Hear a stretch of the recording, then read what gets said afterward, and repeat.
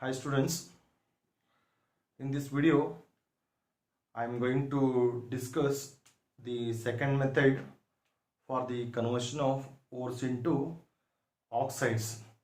Already we have taken one method for the conversion of ores into oxide, that is roasting we have taken, and in this video I'll discuss a second method, that is calcination. Second method is calcination. Then what is calcination? Calcination and roasting, there is a slight difference is there. I'll repeat the roasting definition. Roasting means it is a process of heating the concentrated ore.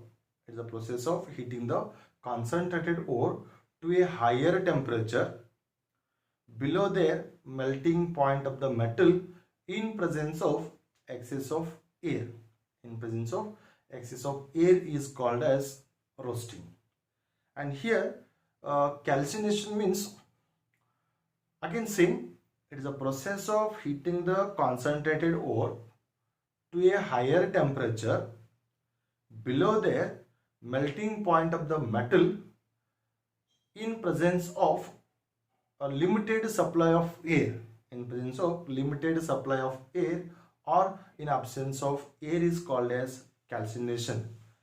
Means roasting, it takes place in presence of excess of air, but calcination, it takes the limited supply of air or in absence of air it takes place.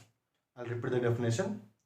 Calcination means it's a process of heating the concentrated ore to a higher temperature below their melting point of the metal in presence of a limited supply of air or in absence of air is called as calcination.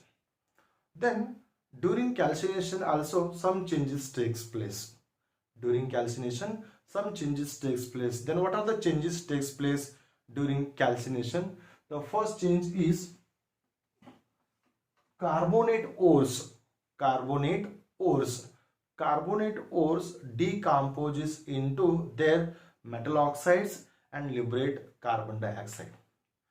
Carbonate ore decomposes into their metal oxides and liberate carbon dioxide. See here, carbonates, I'll take one example carbonate, that is zinc carbonate.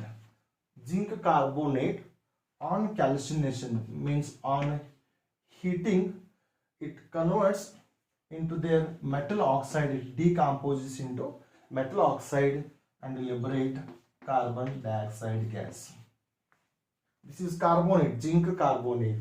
If you take calcium carbonate, it decomposes into calcium oxide and liberate carbon dioxide.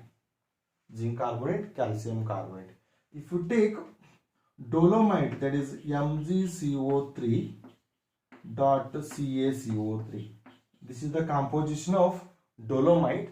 This on calcination, it gives MgO plus CaO plus 2CO2. Means during calcination the carbonate ores are decomposed into their metal oxides and liberate carbon dioxide.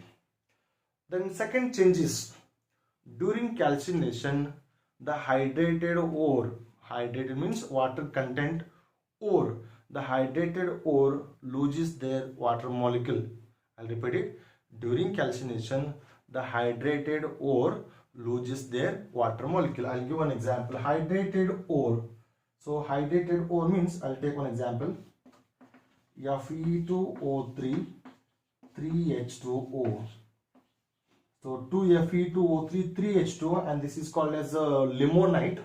So which on calcination it loses water molecule. This is hydrated ore. Hydrated ore loses its water molecule. So it becomes Fe2O3, 2Fe2O3 plus 3H2O.